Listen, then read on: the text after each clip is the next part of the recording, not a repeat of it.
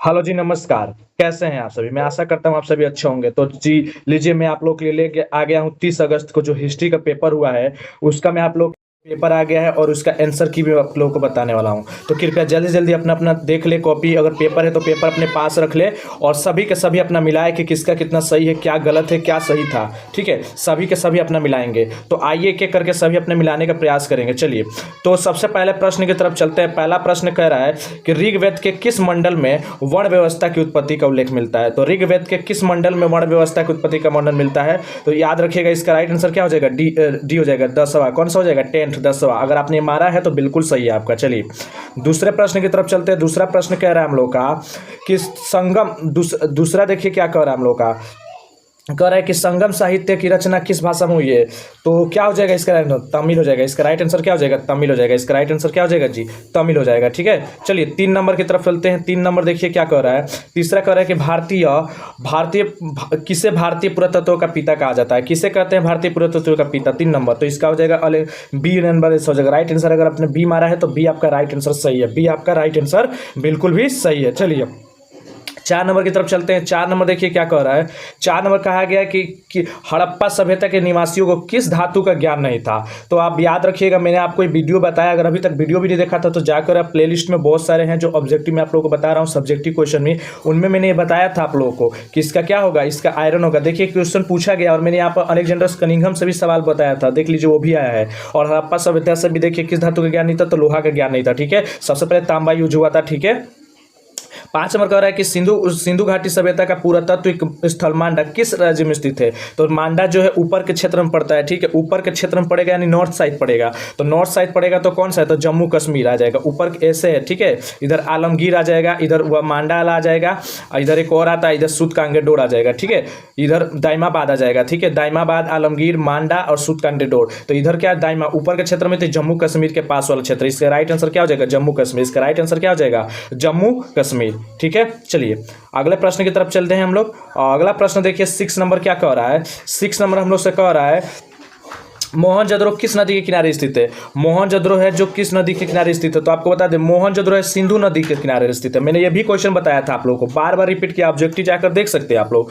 और मैंने ये भी बताया था कि देखिए हड़प्पा आएगा तो आप रावी नदी मारिएगा, लेकिन मोहनजोदड़ो आएगा तो सिंधु नदी मारिएगा। अगर सिंधु मारा होगा तो बहुत सही होगा, बहुत से रावी, बहुत से तो क्या कहते हैं, अगर यहाँ पर हड़प्पा दे दिया होता ना तब भी सिंधु नदी मार के आप चले आते। क्या आपको लगता है सिंधु होगा? नहीं, थोड़ा सा कलर थोड़ा सा अलग कलर में हो गया है, कोई बात नहीं। चलिए आप लोग को दिख ही जाएगा, थोड़ा एडजस्ट कर सकते हैं आप लोग, मैं पढ़ दूंगा क्वेश्चन। 7 नंबर बोल रहा है कि हड़प्पा सभ्यता में नर्तकी की मूर्ति कहाँ मिली? ये भी क्वेश्चन मैंने आप लोग को बताया है, ये भी क्वेश्चन मैंने आप लोगों को बताया है। अगर अभी तक आपने वीडियो को नहीं देखा तो जाइए प्लेलिस्ट में, मैंने वीडियो लगा दिया, आप ऑब्जेक्टिव का देख सकते हैं। वहां पर मैंने बताया था कि हड़प्पा सभ्यता में नर्तकी की मूर्ति कहाँ मिली। तो ये राइट आंसर क्या हो जाएगा? बी। इसका राइट आंसर क्या हो जाएगा? बी। इसका राइट आंसर क्या हो जाएगा? बी।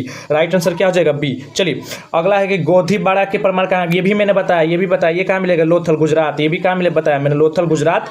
8 का आंसर क्या हो जाएगा? बी। 8 का राइट आंसर क्या हो जाएगा? बी। ठीक है, चलिए 9 नंबर प्रश्न की तरफ चलते हैं। 9 नंबर देखिए प्रश्न क्या कर रहा है। 9 नंबर कर रहा है कि हड़प्पा सभ्यता किस युग की सभ्यता? पूर्व पाषाण का, लो युग का।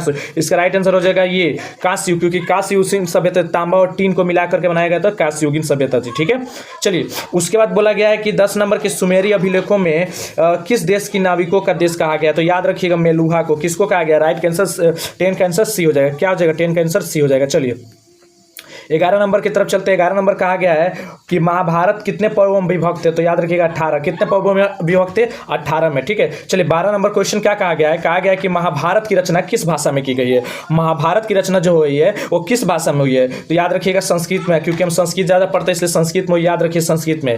परिवार के मुखिया को क्या कहा जाता है? तो कुलप कहा जाता है। क्या कहा जाता है? कुलप, यानी बी राइट आंसर हो जाएगा। ठीक है, चलिए 13 का बी राइट आंसर हो जाएगा। चलिए 14 नंबर प्रश्न की तरफ चलते हैं। 14 नंबर क्या कह रहा है कि महाजनपदों का उदय कब हुआ? तो याद रखिएगा इसका राइट आंसर हो जाएगा ये। इसका राइट आंसर क्या हो जाएगा? इसका राइट आंसर हो जाएगा डी। इसका राइट आंसर क्या हो जाएगा? डी। इसका राइट आंसर क्या हो जाएगा? डी। इसका राइट आंसर क्या हो जाएगा? जी, डी हो जाएगा, कंफर्म। याद रखिएगा। चलिए अगला प्रश्न क्या कह रहा है कि गणतांत्रिक व्यवस्था किस महाजनपद में थी? जो गणतांत्रिक व्यवस्था थी 15 नंबर, वो किस महाजनपद में थी? तो याद रखिएगा वज्जी। वज्जी, जहां पर गणतांत्रिक का मतलब जहां पर प्रजा राजा को चुनने का हक रखती है। ठीक है, चलिए आगे चलते हैं। आगे 16 नंबर देखिए क्या कह रहा है कहा जा रहा है कि मौर्य वंश का संस्थापक कौन था, तो मौर्य वंश का संस्थापक किसको कहते थे, तो देखिए मौर्य वंश का जो संस्थापक थे चंद्रगुप्त मौर्य, यानी इसका राइट आंसर ए हो जाएगा। इसका राइट आंसर क्या हो जाएगा, ए। 16 का राइट आंसर ए हो जाएगा। ठीक है, चलिए 17 नंबर की तरफ चलते हैं। 17 नंबर देखिए क्या कहा है। 17 नंबर क्वेश्चन कहा गया है कि मेगास्थनीज ने मौर्य काल के किस नगर के प्रशासन का वर्णन किया। मेगास्थनीज ने मौर्य काल के किस नगर के प्रशासन का वर्णन किया है,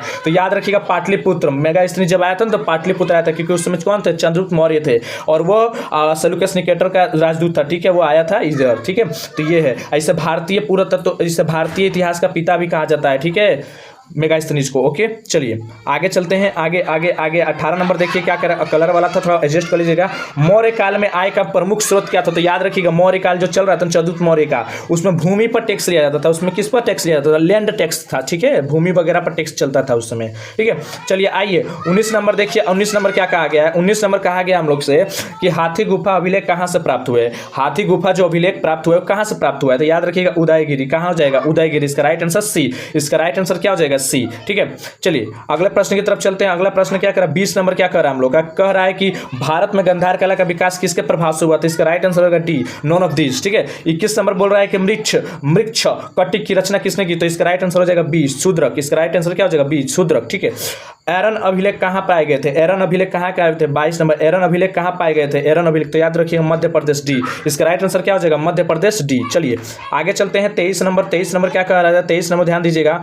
23 नंबर क्या कहा जा रहा है, कहा जा रहा है कि आयुर्वेद का जनक किससे कहा जाता है। आयुर्वेद का जनक याद रखिएगा धन्वंतरी को कहा जाता है। आयुर्वेद का जनक किससे कहा जाता है, धन्वंतरी को कहा जाता है। 24 नंबर देखिएगा, अभिज्ञान शाकुंतलम किसकी रचना है, तो याद रखिएगा अभिज्ञान शाकुंतलम जो रचना है वो कालिदास की रचना है। किसकी रचना है, कालिदास जी की रचना है। राइट आंसर सी हो जाएगा। ठीक है, अगला है 25 नंबर के गुप्त काल का चरमोत्सव किस, मतलब किसके काल में है। गुप्त काल बहुत ज्यादा फल फूल रहा था, बहुत ज्यादा, तो याद रखिएगा समुद्रगुप्त। किसके काल में, समुद्रगुप्त। ठीक है, शुरुआत हुई थी चंद्रगुप्त प्रथम से, लेकिन समुद्रगुप्त में आकर के और बढ़ गया था। ठीक है, चलिए आगे चलते हैं। 26 नंबर। 26 नंबर देखिए क्या कह रहे हैं, बहुत फेवरेट क्वेश्चन। नालंदा महाविहार की स्थापना की, नालंदा वाला स्थापना की कुमारगुप्त प्रथम ने। किसने, कुमारगुप्त प्रथम ने। ठीक है, अब 27 नंबर के चीनी यात्री फयान किसके दरबार में आया था। याद रखिएगा चीनी यात्री जो फयान था किसके दरबार में आया था, तो याद रखिएगा विक्रमादित्य यानी चंद्रगुप्त द्वितीय के स्थान में, चंद्रगुप्त द्वितीय। इसका राइट आंसर सी हो जाएगा। इसका राइट आंसर क्या हो जाएगा, सी। चलिए 28 बोला है कि महाभारत के किस भाग में कौरव और पांडवों के बीच उल्लेख मिलता है, तो इसका राइट आंसर होगा बी। इसका राइट आंसर क्या हो जाएगा, बी। 28 का राइट आंसर क्या हो जाएगा, बी। चलिए 29 पर चलते हैं। 29 देखिए, 29 क्वेश्चन क्या करेंगे, धर्म सूत्र और धर्म शास्त्रों के विवाह का उल्लेख कितना है, 8 प्रकार का होता है। राइट आंसर सी।